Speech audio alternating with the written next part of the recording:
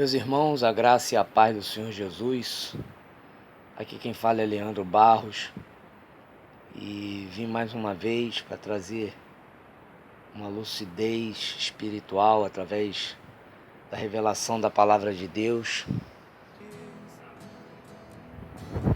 acerca da batalha espiritual, quando ela se intensifica de tal maneira que chega a nos deprimir, chega a nos fazer questionar as coisas de Deus e até mesmo pensar na possibilidade de desistir, de pecar contra o Senhor, se deixar levar pelas circunstâncias e dessa forma abrir mão da santidade tão necessária para alcançarmos o favor de Deus em relação à restauração do nosso casamento. Bem, irmãos, a palavra que Deus me deu para que eu possa trazer para a meditação dos irmãos, ela está lá em 1 Samuel, capítulo 27, versículos de 1 a 12. Bem, meus irmãos, nós vamos ver nesse texto Davi enfrentando circunstâncias calculadas para tentá-lo a uma ira ardente e retaliação imediata.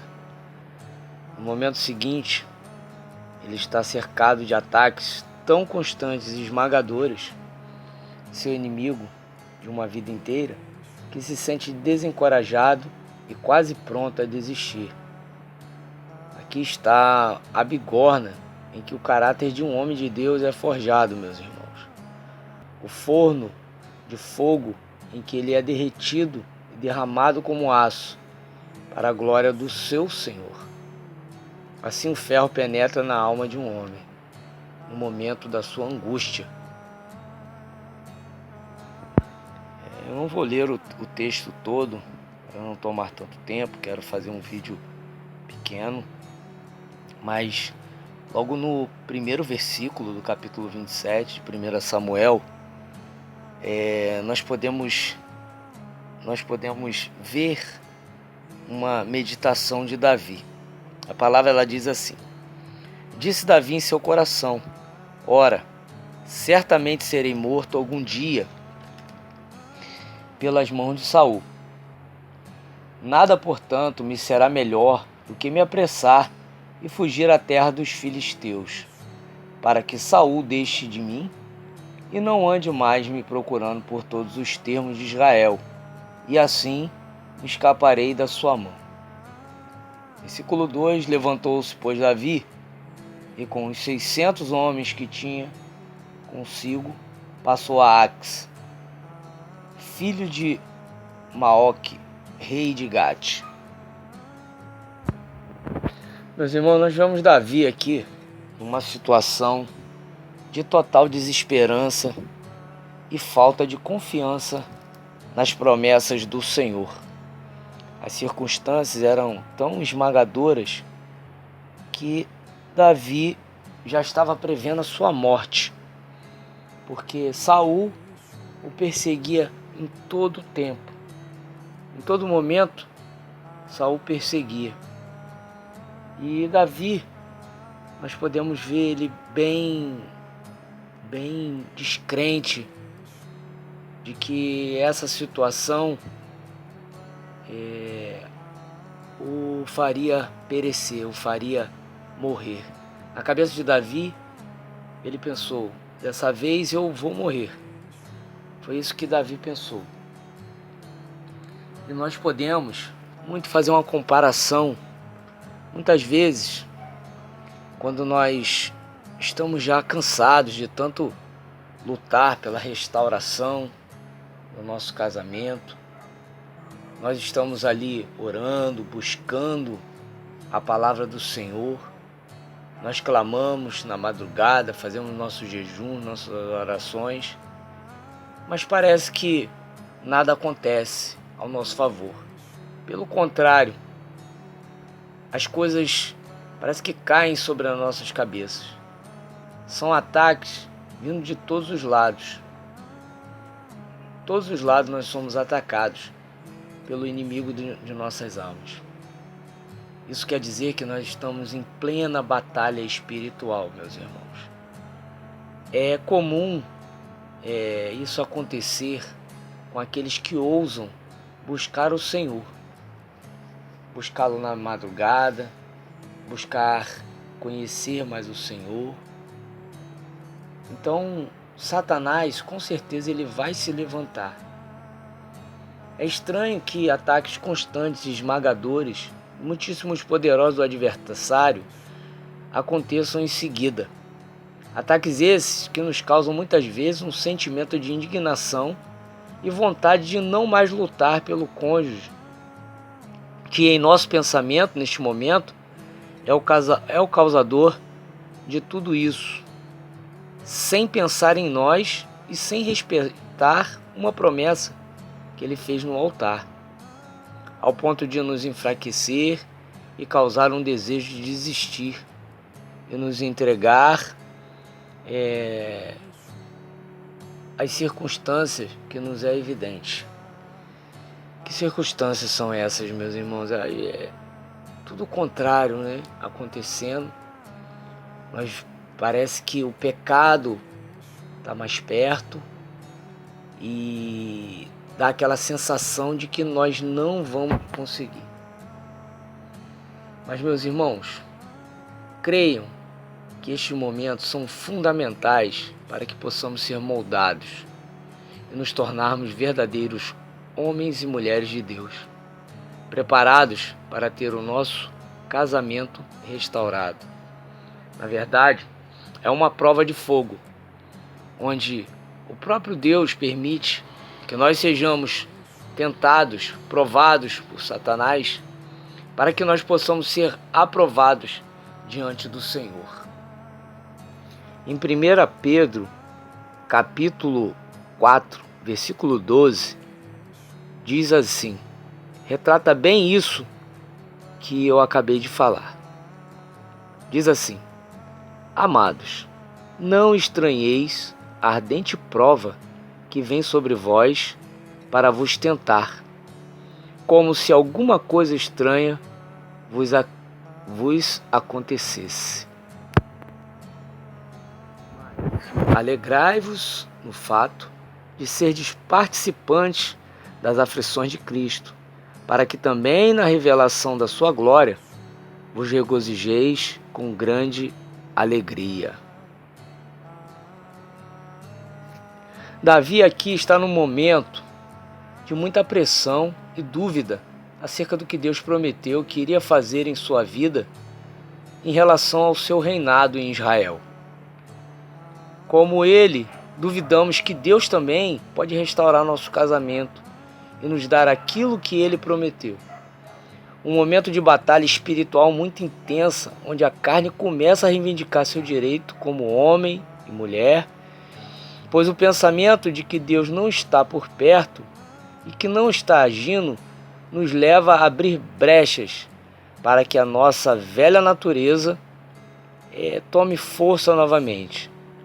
E é nesse momento que se torna perigoso, para que comecemos a querer suprir as nossas carências emocionais e principalmente carnais, e começamos a deixar velhos hábitos e desejos do velho homem venham aflorar e deixar de lado a busca pela conquista que Deus nos prometeu e que os momentos atrás tínhamos certeza e já estávamos vendo pela fé que tudo que Deus prometeu iria se realizar em breve. Davi tinha sido ungido rei de Israel. O Espírito Santo tinha sido derramado através do azeite ali por Samuel. E a Bíblia diz que o Espírito Santo nunca mais se apartou de Davi. Davi tinha uma promessa de Deus. E não caberia a ele duvidar dessa promessa, a não ser que as circunstâncias ao redor mostrassem ao contrário. Foi justamente isso que aconteceu com Davi. Davi, ele começou a olhar as circunstâncias, ao invés de prestar atenção na promessa de Deus. E isso acontece conosco também. Deus tem promessas acerca do nosso casamento, que ele é irrevogável. Mas muitas vezes nós olhamos para as circunstâncias, que o nosso cônjuge que está opresso, ele nos agride, ele faz a questão de dizer que não nos ama mais, nos pergunta se nós ainda queremos ficar casados com uma pessoa que não quer mais ficar com a gente. E tudo isso nos faz duvidar do poder de Deus de restaurar o nosso matrimônio. É nesse momento de angústia que Davi expressa nos Salmos 10:1, onde Davi ele fala: "Por que estás ao longe, Senhor? Por que te escondes no tempo da angústia?" No Salmo 13:1, ele fala: "Até quando, Senhor, te esquecerás de mim? Para sempre? Até quando esconderás o teu rosto de mim?" E no Salmo 22:1, ele fala: Deus meu, por que me desamparaste? Por que te alongas do meu auxílio e das palavras do meu bramido?" Davi, ele se encontrava tão angustiado que ele não conseguia ver Deus nesse negócio. Ele não conseguia ver a mão de Deus. E a mão de Deus estava ali a todo tempo. Porque a Bíblia diz que o Espírito Santo nunca mais se apartou de Davi. Ou seja, Deus estava ao lado de Davi. Mas Davi, ele não conseguia ver isso. E quando ele compôs esses salmos, ele estava mostrando que estava se sentindo sozinho, sem a proteção do Deus que nunca abandona ninguém. Quando estamos pensando assim, também como Davi, é porque estamos na beira do abismo para desistir e se entregar a fazer tudo ao contrário da vontade de Deus no processo de nossa restauração pessoal. Davi estava sendo perseguido por seu pior inimigo, Saul. Davi não podia combatê-lo, porque ele era um ungido do Senhor. Não cabia a Davi combater Saul, e sim ao próprio Deus fazê-lo. Meus irmãos, como é difícil entregar isso nas mãos de Deus. Mas acredite, é o mais correto a fazer.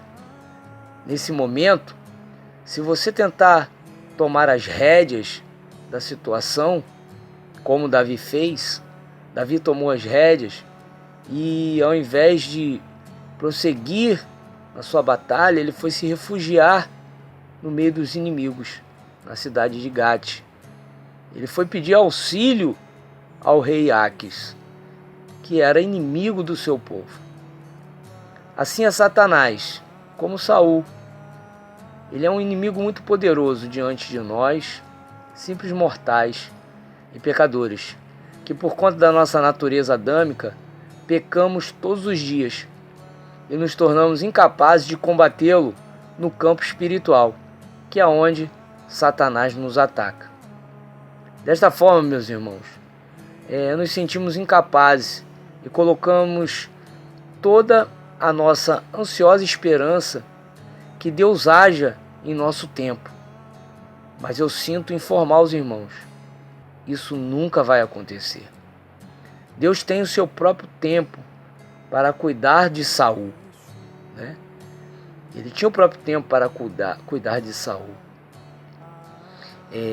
Deus já tinha tudo planejado acerca da tomada de posse de Davi. E Davi estava preocupado com isso. Estava preocupado porque Saul não deixava de está no seu encalço. Mas Saul não era problema de Davi, e sim de Deus. Deus iria cuidar de Saul, perdão. Nós podemos ver o porquê que Davi ele ficava tão aflito por causa de Saul, mas ele não precisava disso, porque Deus jamais entregaria Davi nas mãos de Saul. Nós podemos ver isso numa passagem em 1 Samuel, capítulo 23, versículo 14, que diz assim: E Davi ficou no deserto, em lugares fortes, e habitou no monte, no deserto de Zif. E Saul o procurava todos os dias, mas Deus não o entregou em suas mãos. Meus irmãos, não há motivo para se preocupar com os ataques do inimigo. Aí você pode dizer: poxa, mas eu estou tão fraco, estou tão perto de pecar. Você não sabe a tentação que eu estou passando. Meus irmãos, se você está buscando ao Senhor, você está posicionado em relação ao seu casamento, você está sendo transformado por Deus, você não precisa se preocupar, porque Deus não vai entregar você nas mãos de Saul. Deus, ele vai estar sempre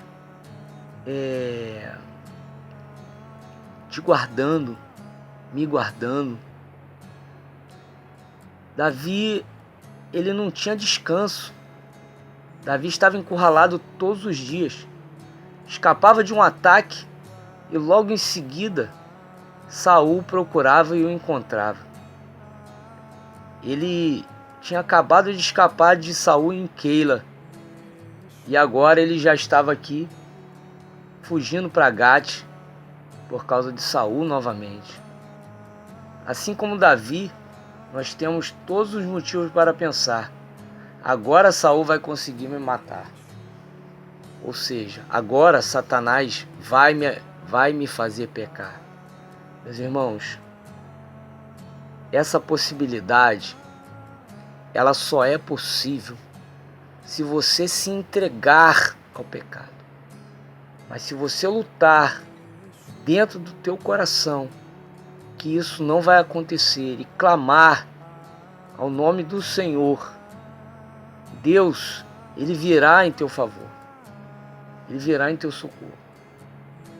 Não é errado que você neste momento de intenso ataque venha ceder ao pecado e se sinta acusado por isso, prevalecendo que está lutando contra o seu desejo carnal sozinho e até deprimido, pensando que não vai resistir e que vai pecar. Somos carne e Deus sabe bem disso. Ele não fica simplesmente nos olhando e deixando a gente lidar com a tentação sozinhos, não, meus irmãos. Isso seria desigual. Satanás é um inimigo muito poderoso. Ele conhece todas as nossas fraquezas, os nossos pontos fracos. Mas Deus, ele não gosta de desigualdade. Por isso que ele enviou o seu Filho, Jesus, porque ele sabia que nós, sem o sacrifício na cruz, sem o poder do Espírito Santo, após Jesus Cristo subir aos céus e o Espírito descer, sem esse poder, nós jamais poderíamos nos igualar ao inimigo das nossas almas. Ceder à tentação nos traz um alívio momentâneo, meus irmãos.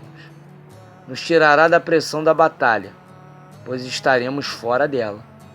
Quando você cede à tentação, parece que deu uma descansada. Até mesmo aquela dor de ver o seu cônjuge distante, parece que ela dá uma diminuída. Mas na verdade ela não diminuiu. Simplesmente você mudou o seu foco, pois ela continua ali. Quando você voltar para o foco, que você vai voltar, porque Deus vai te tirar da tentação, e quando tirar você vai voltar, você vai ver que aquele alívio momentâneo que aquela tentação te deu, ele não servia para nada. Assim que Davi chegou em Gate, território do inimigo, Saul o deixou. Por quê? Satanás é a mesma coisa. Quando nós chegamos onde ele quer, ou seja, no pecado, ele nos abandona.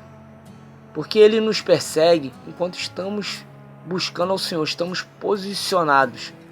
A partir do momento que nós pecamos, ele dá uma afrouxada para que nós possamos nos sentir bem no território do inimigo.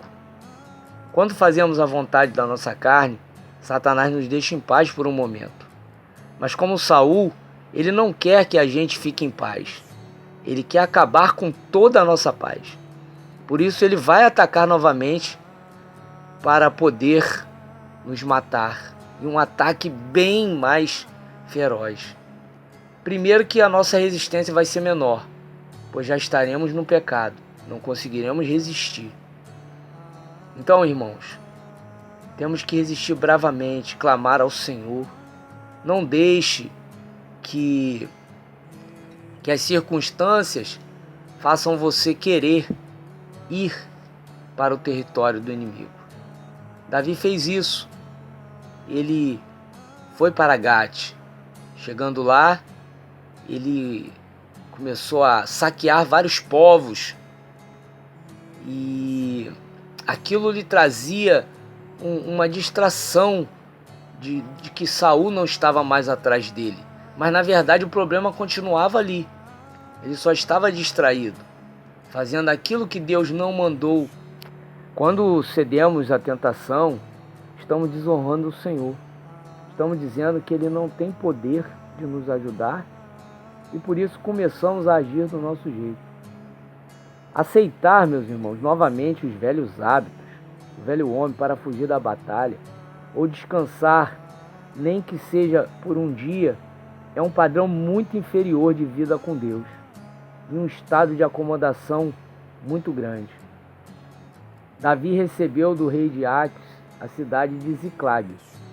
Essa cidade, meus irmãos, pertencia por direito a Judá, tendo sido destinada a essa tribo quando Josué entrou na terra prometida. Ou seja, Davi estava vivendo onde Deus queria, pois Ziclag pertencia à tribo de Judá, mas estava dominada pelo inimigo. A cidade de Ziclag, ela pertencia a Aques, que era o rei filisteu. Ou seja, Davi estava vivendo acomodado, uma falsa paz, pois Saul tinha desistido de ir atrás dele, por ele estar em terras dominadas pelos filisteus. Mas Davi não estava na batalha onde realmente seria o lugar onde ele deveria estar. E muitas vezes, meus irmãos, assim, é difícil isso. Mas quando nós cedemos à tentação, nós saímos da batalha, da verdadeira batalha.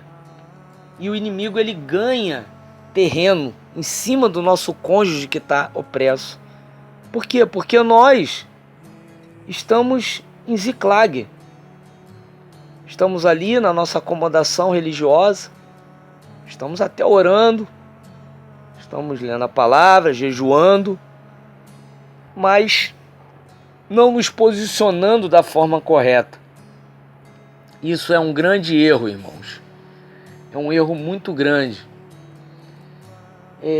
Então, como nós devemos fazer para escapar da tentação do inimigo de nossas almas? Para não cairmos nessa acomodação, para não deixarmos a verdadeira batalha, a batalha que Deus nos deu para travar para a restauração do nosso casamento. No versículo 1 de 1 Samuel 27, que eu li, Davi tem um pensamento próprio, ao invés de consultar a Deus, como ele fez em Keila. Lembra? Se você não lembra, tem um vídeo meu que eu fiz falando sobre quando Davi foi ali para ajudar a cidade de Keila. Davi aqui está sendo caçado do mesmo jeito que ele estava sendo lá na cidade de Keila. Ele estava fugindo do mesmo inimigo, que era Saul. Só que aqui ele age por conta própria. Em nenhum momento Davi consultou a Deus para saber se ele podia ir para Gate, pedir a ajuda do rei filisteu. Com Nabal, como também disse em um outro vídeo anterior, ele se deixou levar pela ira. E aqui ele se deixou levar pela insegurança de que Deus o livraria, como livrou em Keila. E por isso ele não consultou ao Senhor. Irmãos, sempre consulte o Senhor em tudo. Em tudo. Nós às vezes não temos esse costume. Ali em Keila, Davi estava começando a criar esse costume. Ainda não estava enraizado. Mas ali ele começou a consultar ao Senhor pela primeira vez. Logo em seguida, aqui em Gate ele já não consulta. E começa a fazer tudo ao contrário do que o Senhor pediu. Nunca haja, meus irmãos, em pânico. Nunca haja quando as suas emoções estiverem instigadas e o seu sangue estiver fervendo. Porque isso não fará você consultar ao Senhor. Espere até que a sua pulsação comece a se normalizar. Se em algum momento de tremenda pressão você se sentir que deve fazer algo, esse momento é um momento em que você estará mais propenso a cometer o mais trágico erro de juízo. Nesse momento, eu posso usar a palavra: obrigue-se a entrar na presença de Deus. E quero dizer, obrigue-se mesmo. Quando você sentir que está irritado, quando for uma vítima da depressão, quando estiver sob um sentimento de desespero, quando estiver prestes a desistir, a última coisa que você quer fazer é buscar ao Senhor. Você está extremamente envergonhado, extremamente preocupado e sente que a única atitude que pode tomar é agir. E aí é o grande engano. A nossa ação, ela deve vir depois daquilo que Deus quer fazer conosco, depois da vontade de Deus. O que quer que você faça, não faça nada. Espere até receber uma resposta do Senhor. Ponha-se de joelhos e clame a Jesus pedindo misericórdia e ajuda. Espere por Deus até que Ele deixe claro o seu caminho. Enquanto esse caminho estiver oculto, enquanto você não conseguir a voz de Deus, se Ele o conservar fechado, é claro que não há necessidade de fazer nada. Se apenas você e eu aplicássemos esse princípio sempre no nosso caminhar com Deus, pense em quanto dano nós poderíamos evitar, meus irmãos. Amém? Sempre consultem ao Senhor. Se nós conseguirmos criar esse hábito, nós não vamos errar nessa caminhada. E com certeza, Deus vai conseguir nos transformar com mais rapidez e nós estaremos fora desse deserto, com certeza. Porque Deus, Ele não tem prazer em nos deixar no deserto.